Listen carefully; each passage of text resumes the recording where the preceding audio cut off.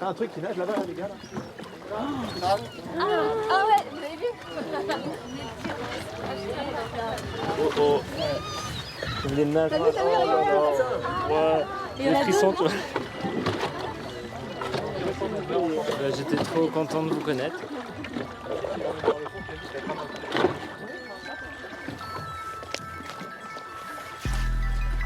Are you ready? Yes.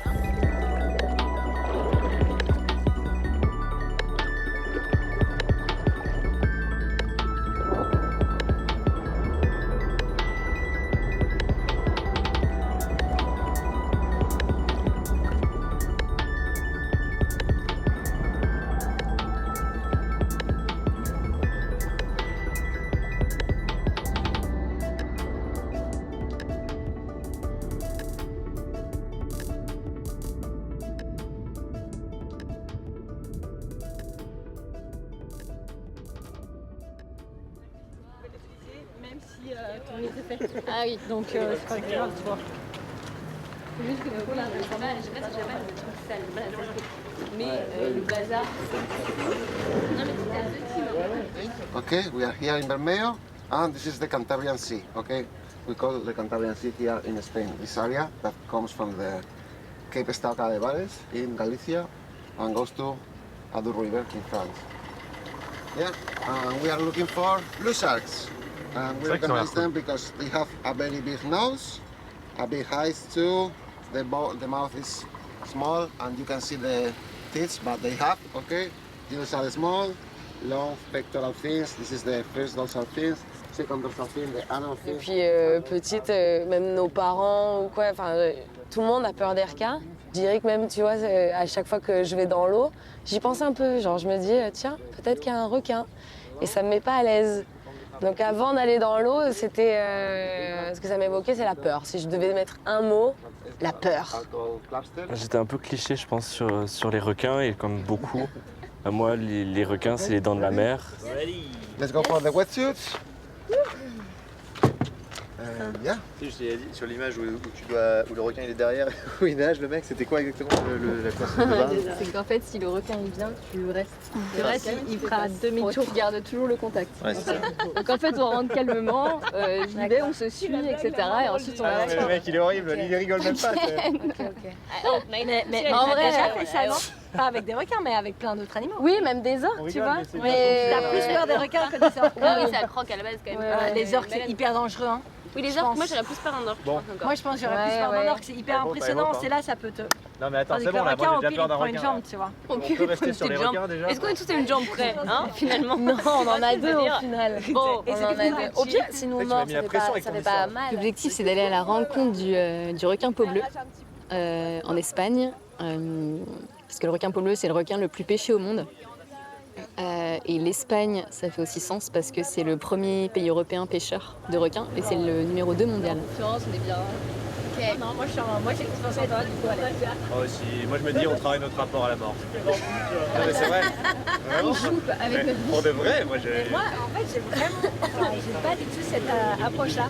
Alors, j'ai pas du tout l'impression que je vais mourir, quoi. Ah non, mais moi j'ai pas l'impression que je vais mourir, mais je me dis, c'est intéressant d'aller dans un environnement et un monde que tu maîtrises absolument pas, dans lequel tu es vraiment inférieur aux autres forces de la nature. Les requins, il faut savoir qu'ils sont là depuis plus de 400 millions d'années. Ils sont plus vieux que les dinosaures, plus vieux que le premier arbre sur Terre. Et l'humain est en train de le massacrer à un rythme jamais vu. En 50 ans, on a perdu entre 70 à 90% des espèces de requins. Il y a plus de 100 millions de requins qui sont tués par an. C'est 3 requins à chaque fois qu'on respire. En fait, ils n'ont pas le temps de se reproduire. Là, ils sont massacrés à un rythme qui est beaucoup trop rapide.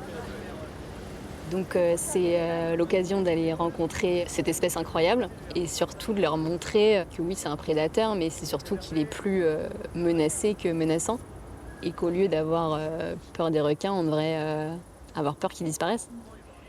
Et donc ouais, le but, c'est qu'ils ressortent de cette expédition transformée et qu'ils aient envie, à leur tour, de porter la voix des requins. D'abord les requins, après le bateau, après l'équipage et après nos vies, d'accord? Allez, on est là.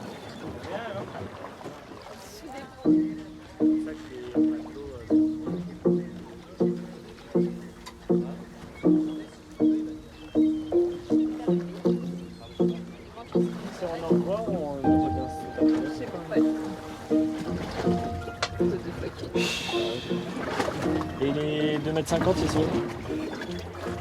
Bien ici, 2 heures arrive. Ah, quand même.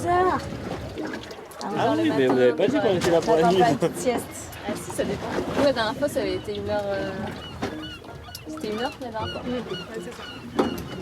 Putain, mais les gars, qu'est-ce qu'on fout, quoi? On essaie de sauver les requins. On essaie de sauver les requins. Juste ça. Un dimanche, Ouais, on ça. sauve les requins. 40% des ailerons retrouvés sur le marché asiatique, c'est du requin populaire. En Asie? Ouais. Pourquoi? Parce qu'ils sont trop... Enfin, ils sont On peut en pêcher ça? trop indifférents. C'est ceux Ça qui coûte sont combien, le le kilo plus abondants que d'autres. D'accord. Les autres requins ont été tellement pêchés qu'en fait, tu vois, maintenant, c'est ce qui reste. Un aileron, suivant l'espèce, ça vaut entre 500 et 1000 euros le kilo. Donc c'est énorme. En fait, c'est un business ultra lucratif. Et c'est pour ça aujourd'hui, en plus de toutes les menaces qui pèsent sur eux, la surpêche, les prises accessoires, la dégradation de leurs habitats, l'activité humaine, le dérèglement climatique, etc. Une, notamment des menaces qui pèsent sur eux, c'est la pêche pour leurs ailerons, donc le commerce d'ailerons de requins. Donc les ailerons, ils sont notamment consommés sous forme de soupe d'ailerons de requin en Asie. Les Asiatiques consomment la soupe d'ailerons, mais nous, en Europe, on fournit les ailerons. Il faut savoir que l'Union européenne fournit jusqu'à 45% des ailerons de requins retrouvés sur les principaux marchés asiatiques, que sont Hong Kong, Singapour et Taïwan. Quand on parle de commerce d'ailerons de requins, c'est les flottes européennes qui pêchent dans le monde entier, pour qu'ensuite les ailerons soient exportés en Asie. Et c'est appréciable d'attendre aussi. Hein. Ouais. On va aller chercher. Hein. Si on passe à côté de ça, on loupe un truc. C'est la récompense. Ah ouais, vous avez vu? Tu l'as vu ou pas? Des nageoires. Ah putain, énorme. Là, impressionnant. Ouais, des frissons, tu vois. Oh oh. Petit, ça va. Il est tellement mimi.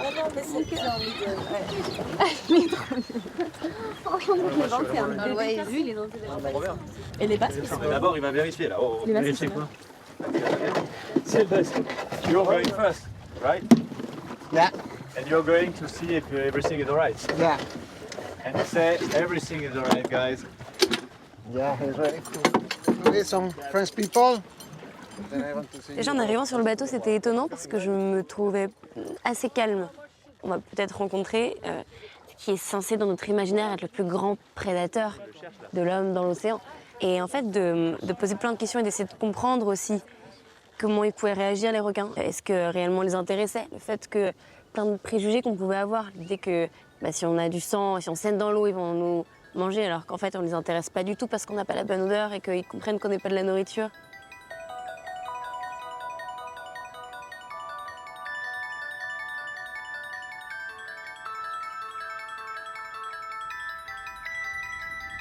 Et au moment où j'arrive dans l'eau, tout s'évanouit. Il n'y a plus de peur. Ce qui est très étrange, hein, parce que j'étais persuadée que j'allais être terrorisée. Et ce qui s'est passé, c'est tout l'inverse. En fait, j'avais un grand sentiment de paix.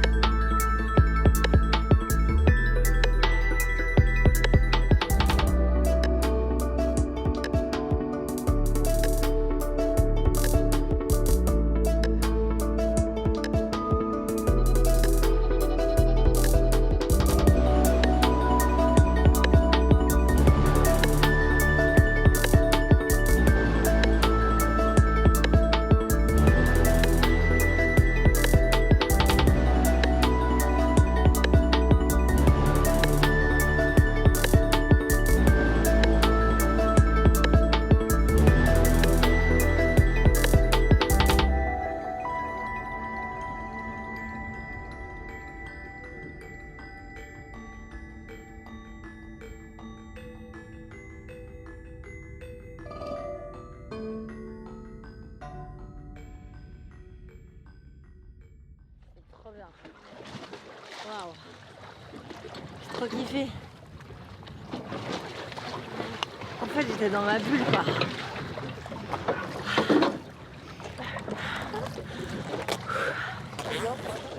Putain, parfois il montait comme ça, vers toi. Ouais, ça c'est bizarre. Et t'es un peu en mode. Au début j'avais peur, j'étais même. Je pense à un moment donné, j'étais même pincée dans ton tuba. Et je cherchais la main ou quelque chose, et puis je réalise que je te serrais le tuba. Ouais. Là on s'est regardé en mode. Je suis désolée, je sais pas ce que j'ai fait là. Ça va? Ouais, ça va. Ça t'intimide bien. Hein. Il est vraiment à côté et tu sais que t'es pas chez toi. Quoi. Les premières fois, j'ai pas fait la maline là. Je pense que le truc le plus important que j'ai appris hier, c'est la vulnérabilité de l'être humain. Je crois qu'on est tout le temps guidé par notre peur, les humains. C'est ce qui fait qu'on surexploite, qu'on surconsomme, qu'on accumule. Parce qu'en fait, on est un petit être fragile. Quand on nous remet dans le vivant, on n'est pas grand-chose, franchement. Hein. On n'a pas de grandes dents, on n'a pas de griffes, on court pas vite. On passe 12 heures par jour sur un clavier, on est totalement inadapté. Et donc là, ça te remet un peu face à cette réalité. Accepte d'être vulnérable, tu peux pas contrôler. Et ça réveille le beau. Moi, je pensais pas qu'il allait être aussi proche, tu vois. Je pensais qu'on allait voir un peu loin. Ouais, ça c'est vrai. C'est ça, genre, t'as 20 cm de l'eau à passer en dessous et là tu rentres le ventre. Tu voyais la peau là. La couleur, elle est. Pourquoi ils appelaient Et on parlait des yeux aussi, genre. à l'œil, c'est C'est incroyable. incroyable, il ressort comme ça complètement. J'avais pas du tout peur qu'il nous croque. Non, vraiment, aucune peur. Genre, je sentais qu'il était juste, comme tu disais, il est là. Je crois que l'idée aussi derrière Coexistence Crew, c'est qu'on s'est rencontré avec Anne-Sophie dans un contexte qui était celui que je connaissais le mieux, c'est-à-dire du lobbying. On avait tout fait pour avoir les 1 million de signatures pour qu'il y ait une initiative au Parlement européen. Après, c'était du lobbying dans les couloirs de Bruxelles. C'est quelque chose avec beaucoup d'adrénaline et des gens en costume gris qui décident de l'existence de ces requins qui n'ont probablement jamais vu de leur vie. Donc je crois que c'est aussi très important pour moi d'avoir cette rencontre en fait, avec un requin. Et que je suis d'une foi pour que ça nous bouleverse assez, pour que ça devienne un combat inébranlable. J'espère aussi qu'on va réussir à transmettre cette sensibilité, si bien qu'on n'ait pas besoin que tout le monde voit des requins bleus pour avoir envie de les protéger. Bah merci Anso en tout cas. Je suis hyper contente. Beau d'avoir L'objectif, c'est que tout le monde prenne conscience des menaces qui pèsent sur les requins, et notamment la menace du commerce d'ailerons, et surtout que tout le monde ait conscience du rôle que l'Europe joue là-dedans.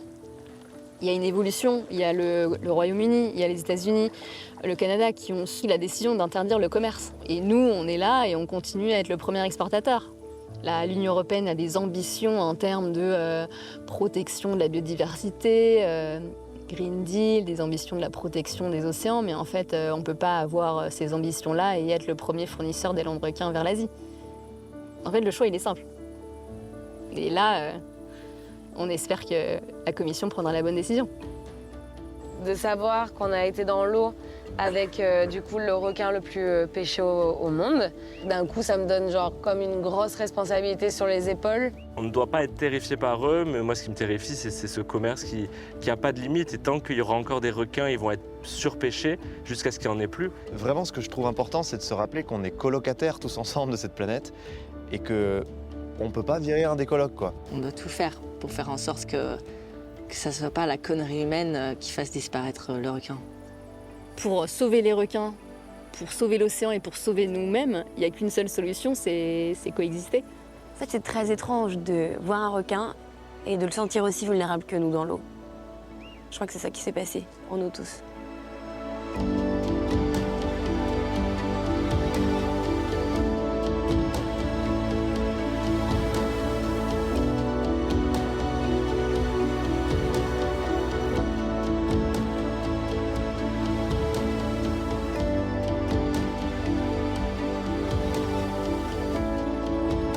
Les actions citoyennes marchent, parce qu'ensemble on est une force. Et moi j'espère avec Coexistence Crew que ça va continuer en fait.